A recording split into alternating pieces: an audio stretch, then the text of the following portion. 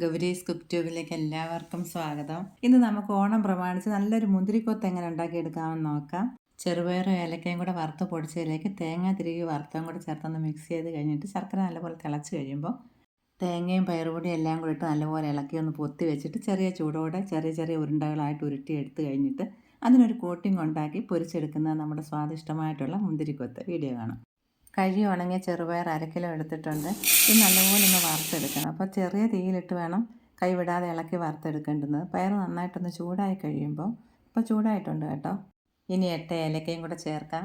കഴിഞ്ഞ ഗരം മസാല ഉണ്ടാക്കുന്ന വീഡിയോയിൽ ഞാൻ പറഞ്ഞിട്ടുണ്ടായിരുന്നു എങ്ങനെ ഏലക്ക ഉണക്കി വെച്ചിട്ടുള്ളതെന്ന്. പയർ മൂത്തൻ്റെ നല്ല മണം വരുന്നുണ്ട്. ഇനി നമുക്കിത് ഓഫ് ചെയ്തിട്ട് എടുക്കാം. തണുത്ത് കഴിയുമ്പോൾ മിക്സി ജാറിലിട്ട് പൊടിച്ചെടുക്കാം. നല്ലതായിട്ട് പൊടിച്ചെടുക്കണം, ഒരു ചെറിയ ചെറിയ തരിയോട് കൂടി.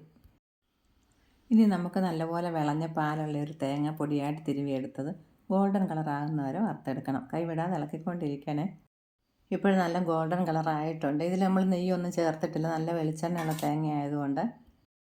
പയറിൻ്റെ ചൂടൊക്കെ പോയിട്ടുണ്ട്. ഇനി മിക്സി ജാറിലിട്ട് നല്ലപോലെ ഒന്ന് പൊടിച്ചെടുക്കണം. റവയുടെ ചെറിയ ഒരു തരിയാകാവൂ, അതിനൊക്കെ കുറച്ചും കൂടെ പൊടിഞ്ഞാലും കുഴപ്പമില്ല. തേങ്ങയും പയർ പൊടിയും കൂടി ചേർത്ത് ഇളക്കി ഒന്ന് അടച്ച് വെച്ച് കഴിഞ്ഞിട്ട് നമുക്ക് ഇതിലേക്ക് ചേർക്കാൻ വേണ്ടുന്ന ശർക്കര ഒന്ന് ഉരുക്കിയെടുക്കാം. 400 ഗ്രാം ഉണ്ട ശർക്കര പൊടിച്ചെടുത്തിട്ടുണ്ട്. ഇതിലേക്ക് 1/2 ഗ്ലാസ് വെള്ളം കൂടെ ഒഴിച്ചൊന്ന് ഉരുക്കിയെടുക്കാം. ഈ പതഞ്ഞ് കാണുന്ന ശർക്കരയിലുള്ള അഴുക്ക സ്പൂൺ കൊണ്ട് അങ്ങ് എടുത്ത് മാറ്റിയിട്ട് ഓഫ് ചെയ്യാം. ചൂടോടുകൂടി തന്നെ നമുക്ക് ഈ ശർക്കര അരിച്ചുരുളിയിലോട്ട് അങ്ങ് ഒഴിച്ച് കഴിഞ്ഞിട്ട് 1/4 ടീസ്പൂൺ ഉപ്പുപൊടിയും കൂടെ ചേർക്കണം. നല്ലൊരു പത വന്നത് ഓഫ് ചെയ്ത് ഇറക്കി വെച്ച് കഴിഞ്ഞിട്ട് പൊടിച്ച് വെച്ചിരിക്കുന്ന പൊടിയെല്ലാം കൂടെ ചേർത്ത് ആ ചൂടോടുകൂടി തന്നെ തേങ്ങ വറുത്തതും പയറുപൊടിയും കൂടെ മിക്സ് ചെയ്ത് വെച്ചിരിക്കുന്നത് എല്ലാ ഭാഗത്തും നല്ലപോലെ പിടിക്കുന്ന മാതിരി ഇളക്കി പൊത്തി വയ്ക്കണം. കുറച്ച് സമയം കഴിഞ്ഞാൽ വലിയ ചൂട് മാറിക്കഴിയുമ്പോൾ ചെറിയ ചൂടോടുകൂടി ഉരുണ്ടകൾ ഉണ്ടാക്കി വയ്ക്കാം. നല്ലപോലെ ഇളക്കി ഇനി ഒന്ന് പൊത്തി വയ്ക്കാം. നമ്മുടെ ശർക്കരയും പൊടിയുടെയൊക്കെ അളവ് കറക്റ്റായിട്ടുണ്ടായിരുന്നു.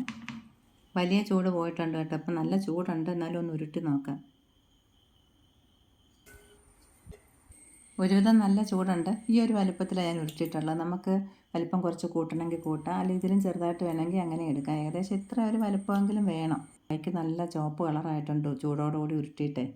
കയ്യിലിങ്ങനെ ശർക്കര ഒട്ടി പിടിക്കുന്നുണ്ട്. ഇടയ്ക്കിടയ്ക്ക് ഞാൻ വെള്ളത്തിലൊന്ന് കൈ മുക്കിയിട്ടുണ്ടായിരുന്നേ. ഇങ്ങനെ ഇട്ട് കൊടുക്കുമ്പോൾ പൊടിയുന്നൊന്നുമില്ല. കറക്റ്റായിട്ടുള്ളൊരു പദത്തിൽ കിട്ടുമ്പോഴാണ് നമുക്കിങ്ങനെ കിട്ടുന്നത്, അല്ലെങ്കിൽ അത് പൊടിഞ്ഞു പോകും. കൈ തൊടുമ്പോൾ നല്ലൊരു ഈർപ്പമുണ്ട്. കുറച്ച് കഴിയുമ്പോൾ നോക്കാം എങ്ങനെ ഉണ്ടെന്ന്. അതങ്ങ് ഡ്രൈ ആയിക്കോളും.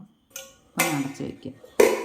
ഇനി നമുക്ക് ഈ ഉരുണ്ടകളെ എണ്ണയിലിട്ട് പൊരിച്ചെടുക്കുന്നതിന് വേണ്ടി 1 കപ്പ് അരിപ്പൊടി, 1/4 ടീസ്പൂൺ മൈദ, 2 ടേബിൾ സ്പൂൺ കോൺഫ്ലവർ എടുത്തിട്ടുണ്ട്. ഇതിലേക്ക് 1 നുള്ളു ഉപ്പും 1/4 ടീസ്പൂൺ മഞ്ഞൾപ്പൊടിയും കൂടി ചേർത്തൊന്ന് ഇളക്കി കഴിഞ്ഞിട്ട് 1/2 ടീസ്പൂൺ നെയ്യ് ചേർക്കുന്നുണ്ട്. അത് നമുക്ക് ഇഷ്ടമുണ്ടെങ്കിൽ മാത്രം ചേർത്താൽ മതി. ഇങ്ങനെ ചേർക്കുമ്പോൾ ഈ മാവിൽ നെയ്യുടെ ഒരു മണം കിട്ടും. ഇപ്പോൾ 1 ഗ്ലാസ് വെള്ളം ഒഴിച്ചിട്ട് വിസ്ക് വെച്ച് നല്ലപോലെ തരിയില്ലാതെ ഇളക്കിയെടുക്കാം. വീണ്ടും 1 1/2 ഗ്ലാസ് വെള്ളം കൂടി ചേർത്തിട്ടുണ്ട്. ഒരു ദോശമാവിൻ്റെ പരുവത്തിനാണ് കലക്കിയെടുത്തിട്ടുള്ളത്. ഇനി ഇതിലേക്ക് 1/2 ടീസ്പൂൺ കഴുകി ഉണക്കി വെച്ചിരിക്കുന്ന ജീരകം, 1 ടീസ്പൂൺ എള്ള്, ഈ ഒരു പദത്തിൽ. പൊരിച്ചെടുക്കുന്നതിന് വേണ്ടി സൺഫ്ലവർ ഓയിലാണ് ഇപ്പോൾ ഉപയോഗിച്ചിട്ടുള്ളത്, വെളിച്ചെണ്ണ അല്ല. ഇപ്പോൾ കുറച്ച് ദിവസം വെച്ചിരിക്കുന്നത് കൊണ്ടാണ് ഞാനങ്ങനെ സൺഫ്ലവർ ഓയിൽ എടുത്തത്. നോക്കിക്കാൻ നമ്മുടെ ഉരുണ്ടയൊക്കെ നല്ല ഡ്രൈ ആയിട്ടുണ്ട്. ഇനി ഈ മാവിലേക്ക് മുക്കിയ ശേഷം നന്നായിട്ട് ഇട്ട് കൊടുക്കുക. എണ്ണ നന്നായിട്ട് ചൂടായിട്ടുണ്ട്. കുറച്ച് ഇടാം, ഒരുപാട് ഉരുണ്ട ഇടരുത്. എണ്ണയിലേക്ക് ഇട്ടിട്ട് 3-4 മിനിറ്റ് കഴിയുമ്പോൾ നമുക്ക് തിരിച്ചിട്ട് കൊടുക്കാം. അപ്പോൾ അത് ഉരുണ്ട കൂടിയിരിക്കുമ്പോൾ അതിനെ ഒന്ന് വേർപെടുത്തി എടുക്കണം. ഒരു കമ്പി എന്തെങ്കിലും ഉപയോഗിച്ചാൽ മതി.